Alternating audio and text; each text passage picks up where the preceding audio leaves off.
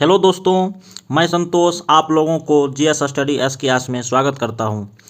अगर आप अपना सपना पूरा करना चाहते हैं तो पढ़ाई तो करना ही पड़ेगा और अगर आप पढ़ लेंगे तो सपना ज़रूर पूरा होगा। दोस्तों, आज का टॉपिक है भारतीय स्वतंत्रता आंदोलन एवं उससे संबंधित सभी महत्वपूर्ण प्रश्न। दोस्तों, अगर आप लोग मेरे चैनल पर नए हैं तो प्लीज़ चैनल को सब्सक्राइब कर लीजिए, वीडियो को लाइक कर दीजिए और दोस्तों के बीच शेयर भी कर दीजिए। प्लीज़ सपोर्ट कीजिए दोस्तों। चलिए शुरू करते हैं। देखिए, आज़ाद हिंद फौज की स्थापना का विचार सबसे पहले किसके मन में आया था? तो कैप्टन मोहन सिंह। याद रखिए, सब क्वेश्चन जो बता रहे हैं सभी एग्जाम के लिए बहुत ही भिव्य है। उसके बाद दूसरा क्वेश्चन है, मलाया में सितंबर 1941 में आज़ाद हिंद फौज की स्थापना की नींव किसने डाली थी? तो वही कैप्टन मोहन सिंह। यानी बोलेगा किसके मन में आज़ाद हिंद फौज की स्थापना का विचार आया या नींव किसने डाली? तो वही कैप्टन मोहन सिंह ने। कब? 1941 में। कहा? मलाया में। उसके बाद जो है नेक्स्ट है कि आज़ाद हिंद फौज का सफलतापूर्वक स्थापना का श्रेय किसे दिया जाता है? तो रास बिहारी बोस 1942 में। इससे क्वेश्चन बहुत ही विवादित रहता है, इसलिए आज हम क्लियर बता देते हैं सारा क्वेश्चन। आज के बाद फिर आपको इससे क्वेश्चन गलती नहीं होगा। आज़ाद हिंद फौज की स्थापना सफलतापूर्वक किसने किया? तो रास बिहारी बोस 1942 ईस्वी में।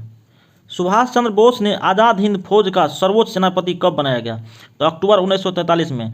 पूछेगा आज़ाद हिंद फौज का सर्वोच्च सेनापति कौन थे? सुभाष चंद्र बोस। उसके बाद आज़ाद हिंद फौज में महिलाओं के लिए बनाई गई ब्रिगेड का क्या नाम था? तो उसका नाम था लक्ष्मीबाई रेजिमेंट। याद रखिएगा। दूसरा, फ्री इंडियन लीजन नामक सेना किसने बनाई थी? तो याद रखिए, इसका आंसर सुभाष चंद्र बोस ने बनाई थी 1942 ईस्वी में। वो क्या था? तो भारतीय युद्ध बंदियों को भर्ती कर, ठीक है, 10,000 सैनिकों का एक दल गठित किया जिसे ही फ्री इंडियन लीजन कहा गया। भारतीय युद्ध बंदियों को भर्ती किया, उसमें 10,000 सैनिकों का एक दल गठित किया जिसे फ्री इंडियन लीजन कहा गया। सुभाष चंद्र बोस ने गठित किया था। फॉरवर्ड ब्लॉक की स्थापना 1939 ईस्वी में किया गया था। सुभाष चंद्र बोस ने कांग्रेस के अंदर ही फॉरवर्ड ब्लॉक के नाम से अपनी एक पार्टी की स्थापना किया था। तो क्वेश्चन पूछेगा कि फॉरवर्ड ब्लॉक की स्थापना कब हुआ? 1939 ईस्वी में। किसने किया? सुभाष चंद्र बोस ने किया था, कांग्रेस पार्टी के अंदर ही। नेक्स्ट है, टोक्यो में भारतीय स्वतंत्रता लीग की स्थापना किसने किया था? याद रखिए, रास बिहारी बोस 1942 ईस्वी में। और भारत आज़ाद हिंद फौज का स्थापना भी रास बिहारी बोस किया था, वो भी टोक्यो में ही किया था 1942 में। आज़ाद हिंद सरकार का गठन किसने किया था? तो ये सुभाष चंद्र बोस ने किया था 1943 ईस्वी में, सिंगापुर में। याद रखिएगा, आज़ाद हिंद सरकार का गठन कहाँ किया? सिंगापुर में। किसने? सुभाष चंद्र बोस ने। कब? 1943 ईस्वी में। नेक्स्ट, कांग्रेस समाजवादी पार्टी का स्थापना किसने किया था? तो इसका मेन आंसर जो आता है ना, अक्सर जो पूछता है एग्जाम में, तो जयप्रकाश नारायण ही रहता है केवल। तो याद रखिएगा जयप्रकाश नारायण। अगर ज़्यादा डीपली पूछेगा तो याद रखिए आचार्य नरेंद्र देव और अच्युत पटवर्धन, ये तीन आदमी थे। आचार्य नरेंद्र देव, जयप्रकाश नारायण और अच्युत पटवर्धन। 1934 पूछता है कांग्रेस समाजवादी पार्टी का गठन कब हुआ था? 1934 में। डेट भी पूछता है। और कांग्रेस समाजवादी पार्टी का स्थापना किया था 1934 में। मुख्य रूप से इसका नाम जेपी का आता है, जयप्रकाश नारायण का। पटना हवाई अड्डा का नाम भी जयप्रकाश नारायण के नाम पर है। श्यामलाल ने झंडा गीत की रचना किसने किया था? तो झंडा गीत की रचना श्यामलाल गुप्त पार्षद इसका पूरा नाम है, इसने किया था। पूछेगा सारे जहां से अच्छा हिंदुस्तान हमारा, इसने गीत की रचना किसने किया था? तो मोहम्मद इकबाल। और सर्वप्रथम इनकलाब शब्द का प्रयोग किसने किया था? तो यही मोहम्मद इकबाल, ये भी याद रखिएगा। उसके बाद वंदे मातरम जो है, वंदे मातरम किस पुस्तक से लिया गया है? तो आनंद मठ से लिया गया है। वंदे मातरम आनंद मठ से लिया गया है। और आनंद मठ किसने लिखा था? तो बंकिम चंद्र चटर्जी ने लिखा था। मुस्लिम लीग की पाकिस्तान की मांग कब किया था? देखिए, कैम्ब्रिज विश्वविद्यालय में पढ़ने वाले एक मुस्लिम छात्र जिसका नाम था चौधरी रहमत अली, इसी ने पाकिस्तान शब्द का पहली बार प्रयोग किया। पाकिस्तान शब्द का निर्माण जन्मदाता कौन है? तो चौधरी रहमत अली पाकिस्तान शब्द का खोज किया था। इसी एक कहाँ पढ़ता था? तो कैम्ब्रिज विश्वविद्यालय में। इसने 28 जनवरी 1933 को नाउ आर नेवर नामक एक पत्र में पृथक पाकिस्तान राज्य की परिकल्पना किया था। एक अलग पाकिस्तान राज्य की परिकल्पना इसने किया था सर्वप्रथम। कौन पुस्तक में? चौधरी रहमत अली का पुस्तक का नाम क्या है? Now or never. इसी में एक पृथक पाकिस्तान राज्य का परिकल्पना किया था 1933 में। या ऐसा भी क्वेश्चन पूछेगा कि पाकिस्तान शब्द का पहली बार प्रयोग किसने किया था या खोज किसने किया था? तो नामांकन किसने किया था? तो चौधरी रहमत अली। मुस्लिम लीग ने लाहौर अधिवेशन 1940 में हुआ था में पहली बार अलग पाकिस्तान के निर्माण का प्रस्ताव पारित किया। अलग पाकिस्तान का जो है पहली बार प्रस्ताव किस अधिवेशन में पारित किया मुस्लिम लीग ने? लाहौर अधिवेशन 1940 में। उसका अध्यक्षता कौन किया था? तो मोहम्मद अली जिन्ना कर रहा था। मुस्लिम लीग ने अंबेडकर के साथ मिलकर 22 दिसंबर 1939 को मुक्ति दिवस के रूप में मनाया। क्वेश्चन पूछेगा कि मुस्लिम लीग ने मुक्ति दिवस के रूप में कब मनाया था? तो याद रखिएगा, डेट पूछता है 22 दिसंबर 1939 को। और किसके साथ में? तो अंबेडकर के साथ में। अगस्त प्रस्ताव 1940 में हुआ था। अगस्त प्रस्ताव कब आया था? 1940 में। देखिए, कांग्रेस ने 1940 के रामगढ़ अधिवेशन में प्रस्ताव पारित किया कि यदि भारत सरकार एक अंतरिम राष्ट्रीय सरकार की गठन करे तो कांग्रेस द्वितीय विश्व युद्ध में ब्रिटिश का समर्थन करेगी। कांग्रेस ने मांग किया इंग्लैंड थी अंग्रेज से। तो इस प्रस्ताव के जवाब में लिन लिथगो उस समय में गवर्नर जनरल थे भारत का, तो उसने 8 अगस्त 1940 को अगस्त प्रस्ताव प्रस्तुत किया, जिसमें भारत को डोमिनियन स्टेट का दर्जा देने का बात कही गई। यानी उस अगस्त प्रस्ताव कब पारित हुआ? तो पारित हो गया 8 अगस्त 1940 को। इसमें क्या कहा गया कि भारत को डोमिनियन स्टेट का दर्जा मिलेगा, इसीलिए जो है ना इसे अगस्त प्रस्ताव कहा गया। तो अगस्त प्रस्ताव जो है किसने पेश किया था? तो यानी जवाब किसने दिया था अगस्त प्रस्ताव का फाइनली? तो लिन लिथगो ने। कब अगस्त प्रस्ताव चालू हुआ? तो 8 अगस्त 1940 को। व्यक्तिगत सत्याग्रह 1940 में भी याद रखिए, व्यक्तिगत सत्याग्रह 17 अक्टूबर 1940 को महाराष्ट्र के पवनार आश्रम से शुरू हुआ। पूछता है क्वेश्चन कि व्यक्तिगत सत्याग्रह की शुरुआत कहाँ से हुआ है? तो पवनार आश्रम से। पवनार आश्रम कहाँ है? तो महाराष्ट्र में है, वहीं से शुरू हुआ। उसमें गांधी पूछेगा कि व्यक्तिगत सत्याग्रह में प्रथम सत्याग्रही के रूप में कौन था? तो प्रथम सत्याग्रही विनोबा भावे था। कौन था? विनोबा भावे। देखिए, गांधी जी ने प्रथम सत्याग्रही के रूप में विनोबा भावे को मनोनीत किया, इसलिए पूछता है व्यक्तिगत सत्याग्रह में प्रथम सत्याग्रही कौन था? तो विनोबा भावे। और जवाहरलाल नेहरू दूसरे सत्याग्रही दूसरे थे। क्या रखिएगा, प्रथम सत्याग्रही विनोबा भावे और द्वितीय सत्याग्रही जवाहरलाल नेहरू थे। और इस आंदोलन को दिल्ली चलो सत्याग्रह भी कहा गया है। पूछेगा दिल्ली चलो सत्याग्रह किसे कहा गया है? तो व्यक्तिगत सत्याग्रह को। जबकि दिल्ली समझौता किसे कहा जाता है? तो गांधी इरविन समझौता को दिल्ली समझौता कहा जाता है। सुभाष चंद्र से एक क्वेश्चन छूट गया था। उन्होंने सिंगापुर में जब आज़ाद हिंद सरकार का स्थापना किया तब वहीं पर उन्होंने नारा दिया था कि तुम मुझे खून दो और मैं तुम्हें आज़ादी दूंगा, और दिल्ली चलो का नारा दिया था वहीं पे, ठीक है। और 1944 को आज़ाद हिंद का जो रेडियो का प्रसारण बोस ने किया, और उसी रेडियो प्रसारण में सुभाष चंद्र बोस ने गांधी जी को राष्ट्रपिता कह करके संबोधित किया था। तो याद रखेगा इस पॉइंट को। जब आरटीआई का सूचना लगा था 2012 में, पूछा गया था कि क्या राष्ट्रपिता का उपाधि जो है आधिकारिक रूप से मिला है महात्मा गांधी को, तो उसका उत्तर आया था कि नहीं, आधिकारिक रूप से नहीं मिला है इसका मान्यता। अब है क्रिप्स प्रस्ताव 1942 में। देखिए, ब्रिटिश प्रधानमंत्री चर्चिल ने, उस समय में ब्रिटिश के प्रधानमंत्री कौन थे? विंस्टन चर्चिल ने 11 मार्च 1942 को स्टैफोर्ड क्रिप्स की नेतृत्व में क्रिप्स प्रस्ताव का जो अध्यक्ष थे कौन थे? तो स्टैफोर्ड क्रिप्स। तो घोषणा किया कि स्टैफोर्ड क्रिप्स के नेतृत्व में क्या क्या क्रिप्स प्रस्ताव की घोषणा किया। इसके अनुसार युद्ध के बाद भारत को डोमिनियन राज का दर्जा एवं संविधान निर्मात्री परिषद बनाने का प्रस्ताव था। कौन? क्रिप्स प्रस्ताव में गांधी जी ने इसे ही क्रिप्स प्रस्ताव को पोस्ट डेटेड चेक कहा था। क्यों कहा गया था? कि इसमें भारत में लाभ से संबंधित बात था, इसमें भारत की लाभ से संबंधित बात था। तो पूछेगा क्वेश्चन कि गांधी जी ने पोस्ट डेटेड चेक किसको कहा था? तो क्रिप्स प्रस्ताव को कहा था, याद रखिएगा। और पूछेगा कि किसमें कहा गया था कि भारत को डोमिनियन राज देने का दर्जा? तो क्रिप्स प्रस्ताव में था। और संविधान निर्मात्री परिषद बनाने का भी प्रस्ताव था। उसके बाद 1942 11 अप्रैल 1942 को क्रिप्स प्रस्ताव को वापस ले लिया गया था। नेक्स्ट है भारत छोड़ो आंदोलन कब हुआ था? 1942 में। 14 जुलाई 1942 को अबुल कलाम आज़ाद की अध्यक्षता में, कौन? अबुल कलाम आज़ाद की अध्यक्षता में वर्धा में कांग्रेस, ठीक है ना, वर्धा में कांग्रेस कार्य समिति की बैठक में भारत छोड़ो आंदोलन पर एक प्रस्ताव पारित किया गया था। कब? 14 जुलाई 1942 को। कहाँ पे? तो वर्धा में कांग्रेस की कार्य समिति की बैठक हुआ था, उसमें भारत छोड़ो आंदोलन पर एक प्रस्ताव पारित किया गया। लेकिन 7 अगस्त 1942 को बम्बई के ग्वालियर टैंक मैदान में, याद रखिएगा कहाँ? 7 अगस्त 1942 को बम्बई के ग्वालियर टैंक मैदान में अबुल कलाम आज़ाद की अध्यक्षता में कांग्रेस कमेटी की बैठक हुई और गांधी के भारत छोड़ो प्रस्ताव को क्या किया? 8 अगस्त 1942 को स्वीकार कर लिया गया। यानी कि प्रस्ताव पारित किया गया था 14 जुलाई 1942 को, लेकिन स्वीकार कब किया? 8 अगस्त 1942 को। कहाँ स्वीकार किया? तो मुंबई के ग्वालियर टैंक मैदान में। और दोनों में अध्यक्षता कौन कर रहे थे? अबुल कलाम आज़ाद।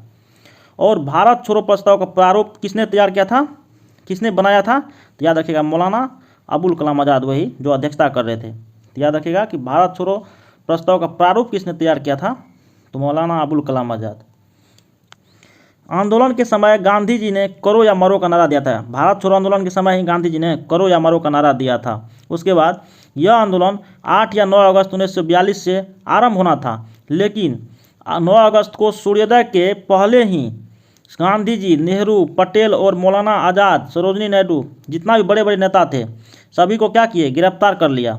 और गांधी जी को कहाँ रखा? गांधी जी और कस्तूरबा गांधी दोनों पति पत्नी को, और सरोजनी नायडू को, यानी गांधी जी, कस्तूरबा गांधी उनके पत्नी और सरोजनी नायडू, ये तीनों को एक साथ कहाँ रखा? तो आगा खां प्लेस में रखा गया। आगा खां प्लेस में क्वेश्चन पूछता है कि भारत छोड़ो आंदोलन के समय जब गांधी जी को गिरफ्तार किए थे और कस्तूरबा गांधी को, सरोजनी नायडू को, तीनों को एक ही जगह रखा गया था। कहाँ? आगा खां प्लेस में। जबकि जवाहरलाल नेहरू को अल्मोड़ा जेल में रखा गया था। कहाँ? अल्मोड़ा जेल में। राजेंद्र प्रसाद को बांकीपुर जेल में, और जयप्रकाश नारायण को हजारीबाग जेल में, जहाँ से ये क्या किए थे? फरार हो गए थे, भाग कर नेपाल चले गए थे। क्वेश्चन पूछता भी है अब भारत छोड़ो आंदोलन के समय गिरफ्तार नेताओं में कौन जो है जेल से फरार हो गए थे? तो जयप्रकाश नारायण। कौन जेल से? तो हजारीबाग जेल से। उसके बाद राम मनोहर लोहिया, अच्युत पटवर्धन, अरुणा आसफ अली, जयप्रकाश नारायण हजारीबाग जेल में से फरार होने के बाद, देखिए है ना, तो राम मनोहर लोहिया, अच्युत पटवर्धन और जयप्रकाश नारायण ने भूमिगत रहते हुए आंदोलन को क्या किया? नेतृत्व किया, प्रदान किया, यानी कि नज़रबंद रहते हुए नेतृत्व किया आंदोलन को। और उषा मेहता 14 अगस्त 1942 को सर्वप्रथम बम्बई से रेडियो प्रसारण का कार्य किया था। क्वेश्चन पूछता है कि भारत छोड़ो आंदोलन के समय रेडियो का प्रसारण किसने किया था? तो उषा मेहता। याद रखिए उषा मेहता। और गांधी जी ने 10 फरवरी 1943 को जेल में 21 दिनों का उपवास करने की घोषणा किया था, 1943 ईस्वी को। और इस आंदोलन के दौरान गांधी जी के साथ अमेरिकी पत्रकार कौन थे? तो लुई फिशर थे। पूछेंगे क्वेश्चन कि भारत छोड़ो आंदोलन के समय अमेरिकी पत्रकार गांधी जी के साथ थे, उसका नाम क्या था? Louis Fischer. याद रखिए। और 23 मार्च 1943 को मुस्लिम लीग ने पाकिस्तान दिवस मनाने का निश्चय किया था। मुस्लिम लीग ने पाकिस्तान दिवस मनाने का निश्चय कब किया? 23 मार्च 1943 ईस्वी को। शाही नौसेना विद्रोह 1946 में हुआ था। क्वेश्चन पूछता है सीधा डायरेक्ट कि शाही नौसेना विद्रोह कब हुआ था? 1946।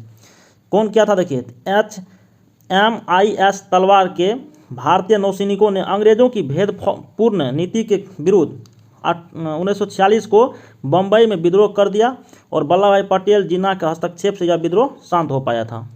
बेबेल योजना और शिमला सम्मेलन देखिए क्या है। बेबेल योजना मुख्यतः कार्यकारी परिषद से संबंधित था। बेबेल योजना, ठीक है। जबकि बेबेल योजना के अनुसार 14 जून 1945 को शिमला में सम्मेलन शुरू हुआ। इसमें कांग्रेस का नेतृत्व अबुल कलाम आज़ाद ने किया था, इसलिए बेबेल योजना और शिमला सम्मेलन है। तो बेबेल योजना कार्यकारी परिषद से संबंधित था। और शिमला सम्मेलन कब हुआ था? क्वेश्चन सीधा सीधी पूछेगा कि शिमला सम्मेलन कब हुआ था? तो 1945 ईस्वी को हुआ था। कब? 1945 में शिमला सम्मेलन हुआ था। इसमें कांग्रेस का नेतृत्व कौन किया था? अबुल कलाम आज़ाद। सबसे कम उम्र में कांग्रेस का अध्यक्ष कौन बने थे? यही मौलाना अबुल कलाम आज़ाद ही। उसके बाद शिमला सम्मेलन, देखिए शिमला सम्मेलन पढ़ लिया। अब शिमला समझौता देखिए, यह है शिमला समझौता। शिमला सम्मेलन 1945 में, जबकि शिमला समझौता भारत और पाकिस्तान के बीच हुआ था 1972 में। 2 या 3 जुलाई 1972 की आधी रात को यह समझौता हुआ। प्रधानमंत्री भारत की तरफ से इंदिरा गांधी थी और पाकिस्तान की तरफ से जुल्फिकार अली भुट्टो थी। तो ये दोनों के बीच हुआ था शिमला समझौता।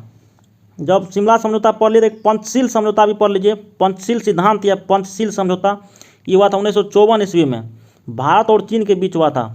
पंचशील समझौता भारत और चीन के बीच 1954। पंचशील समझौता हस्ताक्षरित किया गया था 1954 को, और इसका मूल उद्देश्य था कि दोनों देशों के बीच शांतिपूर्ण सह अस्तित्व की व्यवस्था कायम करना था। कैबिनेट मिशन योजना कब हुआ था? 24 मार्च 1946 को। जो कैबिनेट मिशन भारत में कब आया था? 1946 को। याद रखिएगा सीधा 1946। कैबिनेट मिशन 24 मार्च 1946 को भारत आया, और सर स्टेफोर्ड क्रिप्स, देखिए कैबिनेट मिशन में स्टेफोर्ड क्रिप्स के, फिर एस अलेक्जेंडर और एल से लॉरेंस, पेंथिक लॉरेंस, याद रखिए काल, याद रखिए काल। कैबिनेट मिशन योजना में कौन कौन थे? तो 3 आदमी शामिल थे मुख्य रूप से, 3 सदस्य था। 3 सदस्य कौन कौन थे? के से क्रिप्स, ए से अलेक्जेंडर, एल से Lawrence. Cripps, Alexander, Lawrence, KAL काल, क्रिप्स, अलेक्जेंडर, लॉरेंस, याद रखिएगा इसको, काल याद रख लीजिएगा। कैबिनेट मिशन योजना काल, इसके सदस्य थे, ठीक है। और गांधी जी ने कैबिनेट मिशन का समर्थन किया था, ठीक है। और कैबिनेट मिशन योजना के अंतर्गत जुलाई 1946 ईस्वी में संविधान सभा का गठन किया गया था। क्वेश्चन पूछता है कि संविधान सभा का गठन कब किया गया था? तो जुलाई 1946 ईस्वी को तहत। या क्वेश्चन पूछेगा कि भारत का संविधान जो गठित हुआ था किस योजना के तहत? तो कैबिनेट मिशन योजना के तहत ही भारत का संविधान बना था। और उसके बाद 16 अगस्त 1946 को मुस्लिम लीग ने सीधी कार्रवाई दिवस के रूप में मनाया। बोलेगा डायरेक्ट एक्शन डे या प्रत्यक्ष कार्रवाई दिवस मुस्लिम लीग ने कब मनाया था? तो 16 अगस्त 1946, डेट सहित याद रखिएगा, 16 अगस्त 1946 को सीधी कार्रवाई दिवस मुस्लिम लीग ने मनाया था। उसके बाद पूछेगा कि नेहरू के अध्यक्ष अंतरिम सरकार, भारत में अंतरिम सरकार का गठन कब हुआ था? तो 2 सितंबर 1946 को, ठीक है। 2 सितंबर 1946 को नेहरू की अध्यक्षता में भारत में अंतरिम सरकार का गठन हुआ था, याद रखिएगा, डेट सहित पूछता है। इटली का घोषणा पत्र देखिए 1947 में, इटली घोषणा पत्र कब हुआ? 1947, याद रखिए। ब्रिटिश प्रधानमंत्री ने हाउस ऑफ कॉमन्स में 20 फरवरी 1947 को यह घोषणा कि यह अंग्रेज 30 जून 1948 के पहले भारतीयों के हाथ सत्ता सौंप देना चाहते हैं। इटली के घोषणा पत्र में क्या था? उसका घोषणा पत्र में था कि अंग्रेजों जो है 30 जून 1948 से पहले ही भारतीयों को उसका सत्ता उसके हाथ में सौंप देना चाहते हैं, यही घोषणा था उसमें। और लॉर्ड माउंटबेटन को भारत का नया वायसराय नियुक्त किया गया था, ठीक है ना, लॉर्ड माउंटबेटन को, इटली के घोषणा पत्र में। तो याद रख लीजिए इटली का घोषणा पत्र कब आया था? 1947 में, ठीक है। और पूछेगा इटली के घोषणा पत्र में क्या था? तो उसमें कहा गया था कि भारतीयों को सत्ता कब तक सौंप देंगे? तो 30 जून 1948 से पहले भारतीयों के हाथ सत्ता सौंप देना चाहते हैं अंग्रेजों ने। उसका हाउस ऑफ कॉमन्स में ये बिल पारित हुआ था। अब है माउंटबेटन योजना, या इसको 3 जून 1947 को आया था, इसलिए इसको माउंटबेटन योजना को 3 जून प्लान भी कहा जाता है, 3 जून योजना भी कहा जाता है। देखिए लॉर्ड माउंटबेटन 24 मार्च 1947 को भारत के 34वें एवं अंतिम गवर्नर जनरल बनकर भारत आए थे। कौन? 34वें एवं अंतिम गवर्नर जनरल बनकर के भारत आए थे लॉर्ड माउंटबेटन 1947 को।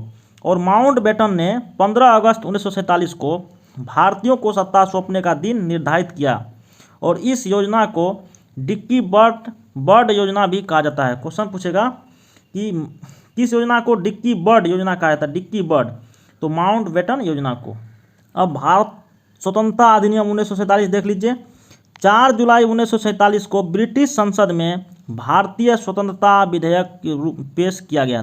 भारत को स्वतंत्र करने के लिए विधेयक पेश किया गया था ब्रिटिश संसद में, कब? 4 जुलाई 1947 को। उसके बाद क्या हुआ? 14 दिन बाद, यानी कि ब्रिटिश संसद ने 18 जुलाई 1947 को भारतीय स्वतंत्रता अधिनियम 1947 क्या किया? पारित कर दिया। 4 जुलाई को पेश किया, 14 दिन बाद 18 जुलाई को क्या किया? भारतीय स्वतंत्रता अधिनियम पारित कर दिया। और उसके बाद 14 अगस्त 1947 को पाकिस्तान और 15 अगस्त 1947 को भारत अस्तित्व में आया। इसीलिए पाकिस्तान अपना स्वतंत्रता दिवस 14 अगस्त को मनाते हैं, जबकि भारत अपना स्वतंत्रता दिवस 15 अगस्त को मनाते हैं।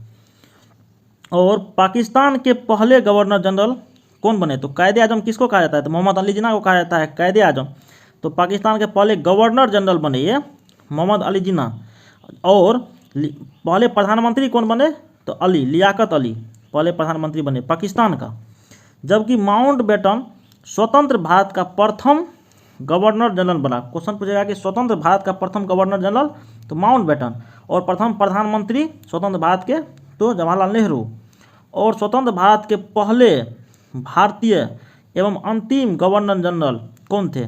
स्वतंत्र भारत के पहले भारतीय गवर्नर जनरल कौन थे? ऐसा भी क्वेश्चन पूछेगा। स्वतंत्र भारत के पहले भारतीय गवर्नर जनरल कौन थे? तो सी राजगोपालाचारी। या पूछेगा कि स्वतंत्र भारत के अंतिम गवर्नर जनरल कौन थे? तो सी राजगोपालाचारी। या एक साथ भी पूछेगा स्वतंत्र भारत के पहले भारतीय और अंतिम गवर्नर जनरल कौन थे? तो सी राजगोपालाचारी, याद रखिएगा।